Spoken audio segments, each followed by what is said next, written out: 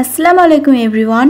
আজ আমি একটা আলুর অপূর্ব স্বাদের রেসিপি নিয়ে চলে এসেছি। আজকের রেসিপি আলুর ডোনাট। চলুন রেসিপিটি দেখে নেওয়া যাক। আলুর ডোনাট বানানোর জন্য প্রথমে আমি দুটো বড় বড় সাইজের আলুকে সিদ্ধ করে নিয়েছি। তারপর এটাকে ভালোভাবে ম্যাশ করে নেব। সমস্ত আলু ম্যাশ করে নেওয়ার পর এটার মধ্যে এবার মশলাগুলো দিয়ে নিতে হবে। চলুন দেখে নিই।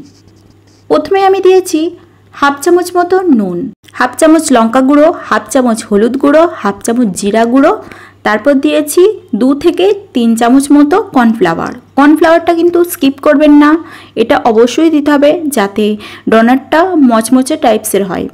এরপর সমস্ত মিশ্রণটিকে ভালোভাবে মাখিয়ে নিতে হবে যাতে ভিতরে দানা দানা না রয়ে যায়।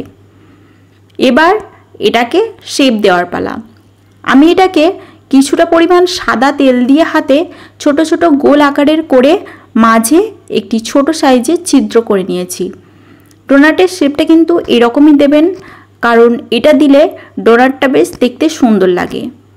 তারপর একে একে আমি এখানে প্রত্যেকটা ডোনাটকে বানিয়ে নিয়েছি। আমি যেহেতু এখানে দুটো আলুর করেছি তাই আমার এখানে 6টা মতো ডোনাট হয়েছে। আপনারা যদি লোক সংখ্যা অনুযায়ী বেশি করতে চান তাহলে আলুর সংখ্যাটাও বেশি নিতে হবে। এরপর আরেকটি পাত্রের মধ্যে এটাকে কোট করার জন্য আমি কিন্তু একটি খাস্তাকে গুঁড়ো করে নিয়েছি। আপনারা কিন্তু ব্রেডক্রাম এনে সেটাকে দিয়েও করতে পারেন। দেখুন এখানে আমি এটাকে পেস্ট করে নিয়েছিলাম। তারপর আরেকটি বাটির মধ্যে একটা ডিম ফাটিয়ে নেব যাতে কোটিংটা একটু ভালো মতো হয়। আমি এখানে একটা ডিমই ব্যবহার করেছি, যেহেতু 6 পিস, তো 6 পিসের জন্য একটা ডিমই যথেষ্ট। তারপর এটাকে ভালো করে ফেটিয়ে নিতে হবে। ভালো করে ফেটিয়ে নেওয়ার পর কড়াইয়ের মধ্যে 3 থেকে 4 চামচ মতো তেল দিয়েছি। আমি এখানে কিন্তু সাদা তেল ব্যবহার করেছি। তারপর এখানে ডোনাটগুলোকে কোট করে নেব।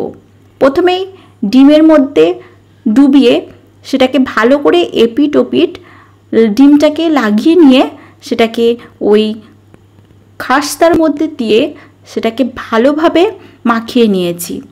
এটা কিন্তু মাখানোর সময় অবশ্যই মাথায় খেয়াল রাখতে হবে যাতে চারিদিকে জিনিসটা লেগে না যায়, যেহেতু এখনও আমাদের কিছু ডোনাট বাকি আছে।